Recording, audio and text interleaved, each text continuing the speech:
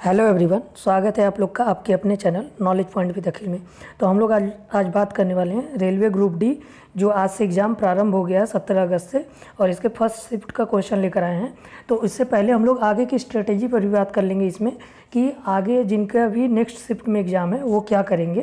तो इसके लिए वीडियो को लास्ट तक देखिएगा और यहाँ से कोशिश ये करिएगा जिनका भी आगे एग्ज़ाम है, आगे शिफ्ट में या अगले फेज़ में, तो वो लोग कोशिश करिए कि उन टॉपिक के आसपास के क्वेश्चन को ज़्यादा अच्छे से कवर कर लीजिए, क्योंकि रेलवे का यही मतलब रूटीन चल रहा है। अभी हाल ही में एनटीपीसी आप लोगों ने दिया होगा, हमने भी काफ़ी अच्छे से दिया था, उसमें काफ़ी अच्छे मार्क्स भी आए थे। तो उसके अकॉर्डिंग यही कह सकते हैं कि रेलवे जो क्वेश्चन अभी देता है उससे आसपास के टॉपिक को रिलेट करते हुए नेक्स्ट शिफ्ट में डाल देता है या अगले फेज़ में डाल देता है, और ये क्वेश्चन कहीं ना कहीं रिपीट भी कर सकते हैं, इसलिए इसको अच्छे से देखिएगा।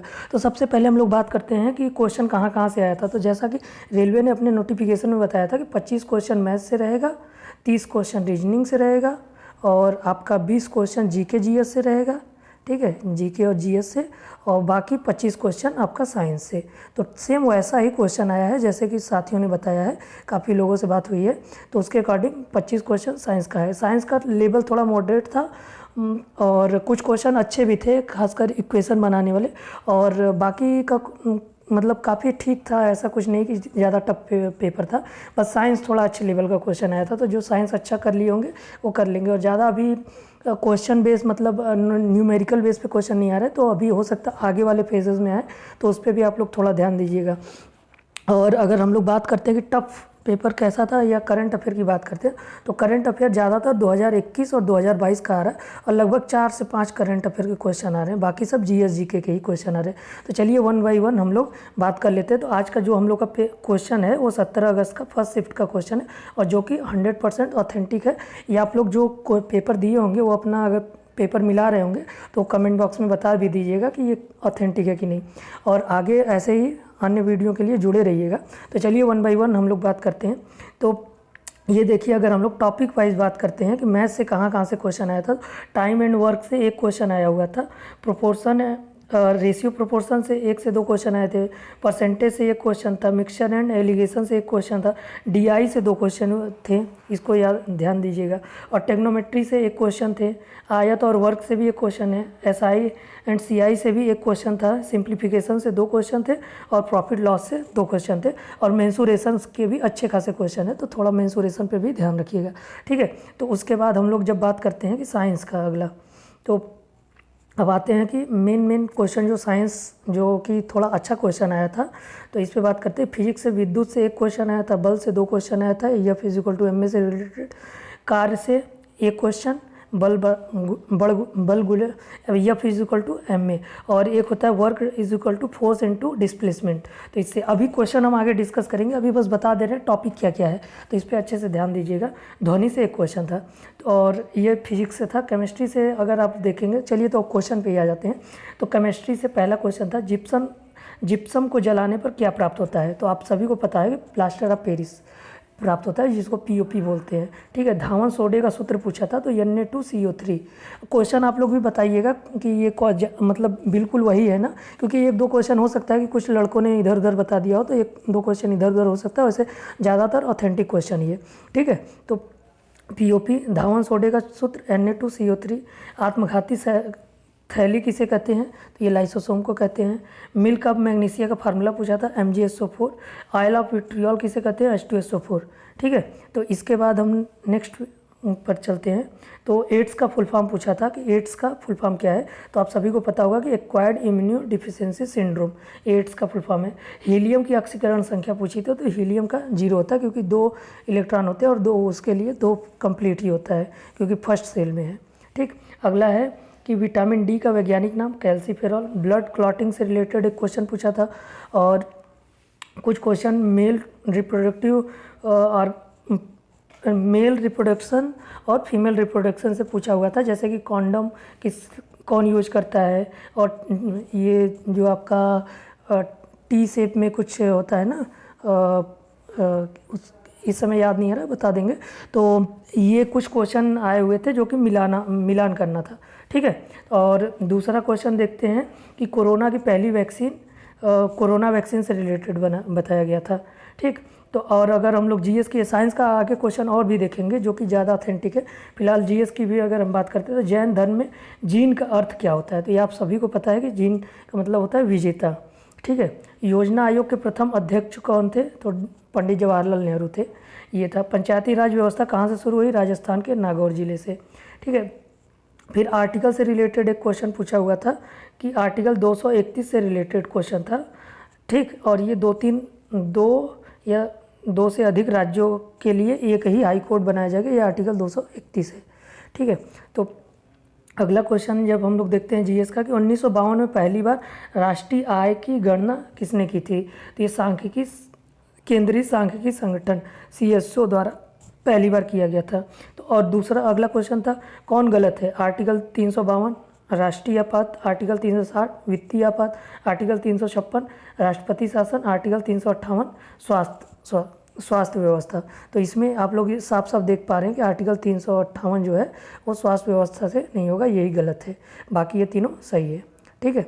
अगला क्वेश्चन चलते हैं, उष्णकटिबंधीय सदाबहार वन कहाँ पाए जाते हैं, तो उष्णकटिबंधीय सदाबहार वन इंडिया में तो ज़्यादातर है, मगर ऑप्शन था स्टेट तो उसमें केरल जो दिया हुआ था वो सही ऑप्शन है, ठीक है। और चक लाव त्यौहार, ठीक है, एक चक हाव होता है, चावल था, चावल की किस्म थी वो होता है, बट यहाँ पे चक लाव त्यौहार पूछा था, तो ये इसका आंसर नहीं मिला है, तो इसको ध्यान रखिएगा कि देख लीजिएगा, और अगर आंसर मिलेगा तो नेक्स्ट वीडियो में इसको डाल देंगे, ठीक।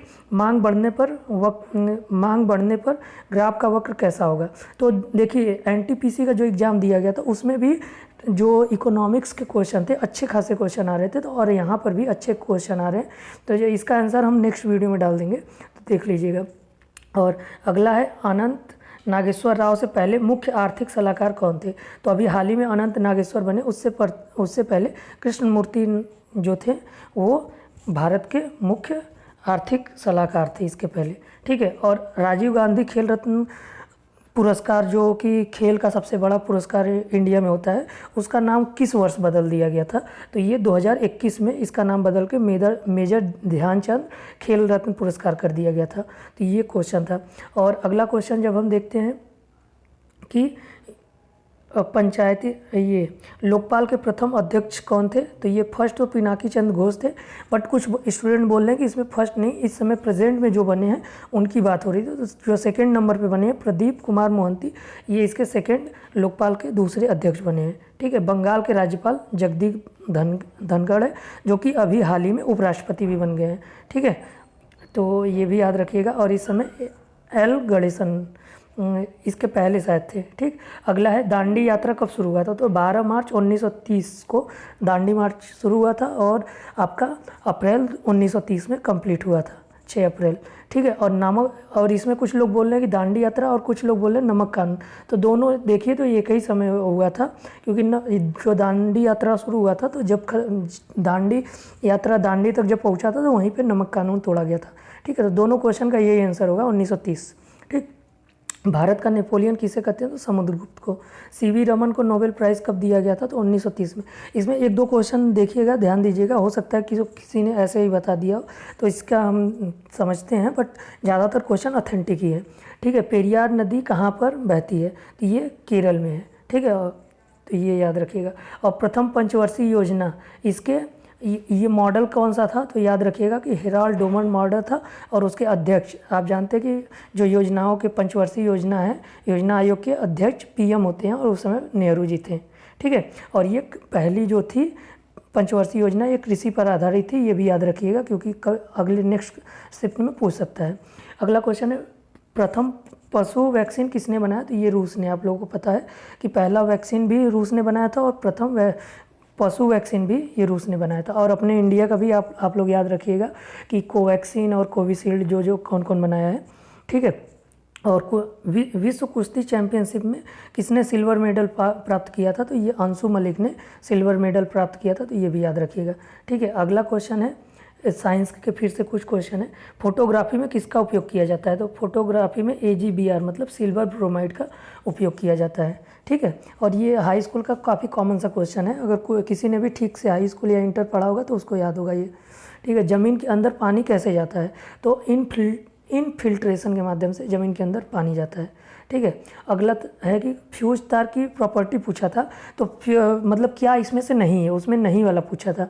तो आप लोग को अगर याद होगा कि क्या होता है तो ऑब्वियस सी बात है आप बता सकते हैं। तो इसका गलनांक कम होता है और इसका प्रतिरोध अधिक होता है। तो शायद ऑप्शन में जो था कि गलनांक अधिक होता है, तो गलनांक अधिक नहीं होता है, तो वो वाला ऑप्शन सही हो जाता कि ये उसकी प्रॉपर्टी नहीं होती है, क्योंकि फ्यूज तार का गलनांक कम होता है। तभी तो जब लाइट तेज़ी से आएगा तो जल जाएगा, गलनांक का मतलब कम रहेगा, तभी आसानी से जल जाएगा और जो हमारे जो भी इंस्ट्रूमेंट हैं इलेक्ट्रिक इंस्ट्रूमेंट वो बच जाएंगे, ठीक है। और दूसरा है ओम का नियम पूछा था। तो ओम का नियम सिंपल सा है, V = IR, ठीक है, या इसी को हम लोग बोलते हैं V/I = R, जो कि ये कांस्टेंट हम लोग इसको R रेजिस्टेंस को मानते हैं, इसके बराबर होता है। तो ये था। अगला क्वेश्चन है, विद्युत मोटर में धारा की दिशा उल्टा कौन करता है। तो ये स्प्लिट रिंग या कम्यूटेटर जो होता है इसके द्वारा ये धारा को उल्टा कर देता है। तो विद्युत मोटर में ये याद रखिएगा। और परावर्तन के नियम से रिलेटेड कुछ क्वेश्चन थे जिसको शायद मिलान करने वाला था। तो परावर्तन के I = R, मतलब incident ray, angle of incident ray = angle of reflection, ये होता है। और इसका परावर्तन के 3 नियम होते हैं कि आपतन कोण परावर्तन कोण के बराबर होता है, ये पहला। और आपतन जो होता है कि sin I/R, ये कांस्टेंट होता है। और एक होता है कि आपतन कोण, आपतित किरण, परावर्तित किरण और उस पर अभिलंब, तीनों एक ही प्लेन पर होते हैं। तो ये इसके 3 नियम हैं, ये भी याद रखिएगा, क्या पता अगले शिफ्ट में क्वेश्चन आ जाए, ठीक है। और अगला क्वेश्चन हम लोग देखते हैं कि राजीव गांधी, तो ये तो देख लिए कि इसका कब ये हुआ है। और एक क्वेश्चन आया था, इक्वेशन से काफ़ी क्वेश्चन आए हुए थे, तो ये याद रखिएगा। जैसे फोटोसिंथेसिस का इक्वेशन सेटिस्फाई करने के लिए बोला हुआ था, तो इसका इक्वेशन याद रखिएगा, 6CO2 + 6H2O, क्लोरोफिल और सनलाइट की उपस्थिति में ये C6H12O6 और 6O2 बनाता है। तो यहाँ देखिए कि कार्बन डाइऑक्साइड लेता है पौधा और वाटर के साथ क्लोरोफिल और सनलाइट की उपस्थिति में ये आपका ग्लूकोज बना देता है और साथ में ये कार्बन ऑक्सीजन रिलीज करता है, साथ में वाटर का भी कुछ मॉलिक्यूल निकलता है। तो ये याद रखिएगा, ये आपका इक्वेशन याद रखिएगा। इसके अलावा भी 1-2 इक्वेशन पूछे गए थे, कुछ H2SO4 से रिलेटेड, और जो कि एग्जैक्ट कोई किसी ने नहीं बता पाया, तो वो याद रखिएगा कि इक्वेशन से रिलेटेड क्वेश्चन सॉल्व करके जाइएगा, क्योंकि साइंस के अच्छे क्वेश्चन ये सब आ रहे हैं। और अगला क्वेश्चन था, न्यूलैंड पीरियोडिक टेबल में फर्स्ट और लास्ट एलिमेंट कौन था। तो फर्स्ट एलिमेंट तो हाइड्रोजन ही जनरली सभी में हो रहता है, और इसमें लास्ट याद करने वाला था कि थोरियम। ये थोरियम इनके न्यूलैंड के जो पीरियोडिक टेबल था, इसमें लास्ट एलिमेंट थोरियम था। और न्यूलैंड का अष्टक नियम जो होता है ये भी याद रखिएगा, जनरली पूछ देता है। और जैसे कि किसका त्रिक नियम था, किसका अष्टक नियम है, और इस तरीके से आप लोग ये सब नियम याद रखिएगा, डायरेक्ट कभी कभी पूछ देता है नाम से। और जो मॉडर्न पीरियोडिक टेबल है उस किस पे आधारित है, तो परमाणु क्रमांक का गुणक होता है, उस पर याद रखिएगा। जो इसके पहले मेंडलीव का था वो परमाणु भार पर रिलेटेड था, तो ये सब याद रखिएगा, ये सब क्वेश्चन आगे आ सकता है। तो देखिए ये आज के लिए इतना क्वेश्चन है। और रीजनिंग की अगर हम लोग बात करते हैं, तो रीजनिंग में सिंपल जो मतलब टॉपिक है जो एसएससी का है वैसे ही डिक्टो आया हुआ था क्वेश्चन। 30 क्वेश्चन था, जैसे पजल हो गया, और उसके बाद फिगर काउंटिंग हो गया, और कथन से रिलेटेड हो गया, फिर मतलब इस टाइप के नॉर्मल से ज़्यादा कुछ टफ नहीं था। आप लोग चाहेंगे तो आसानी से कर पाएंगे। तो इसलिए आप लोग कोशिश करिए कि कम से कम ज़्यादा क्वेश्चन अटेम्प्ट करिए, क्योंकि अगर आप लोग ज़्यादा क्वेश्चन अटेम्प्ट नहीं करेंगे तो आप लोग के लिए ही प्रॉब्लम होगी। अगर आप लोग कम से कम 85 से 90 क्वेश्चन अटेम्प्ट करके आइए, और उसमें से अगर आप लोग का 10 क्वेश्चन गलत भी हो जाता है तो इसमें कोई दिक्कत नहीं होगा, क्योंकि अगर आप क्वेश्चन ही अटेम्प्ट नहीं करेंगे तो 2, 4, 10 क्वेश्चन वैसे भी गलत हो जाते हैं, क्योंकि 100% की एक्यूरेसी वहाँ पर नहीं मेंटेन हो पाती है। तो आप लोग कोशिश करिए कि 85 से 90 क्वेश्चन अटेम्प्ट करके आएँ।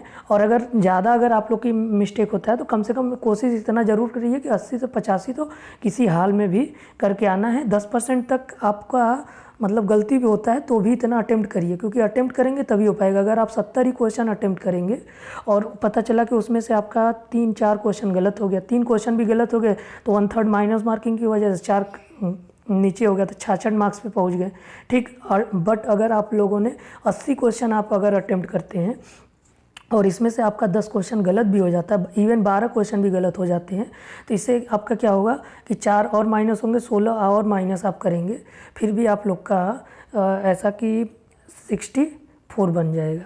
बट इतना जनरली आप लोग का गलत होगा नहीं, तो कोशिश करिए कि 80 से 85 क्वेश्चन करके आइए। अगर 85 तक क्वेश्चन किए रहेंगे तो आप लोग का अगर 10-12 गलत भी 10 गलत भी हो जाएंगे, 8-10, तो भी आप लोग का आसानी से सिलेक्शन हो जाएगा।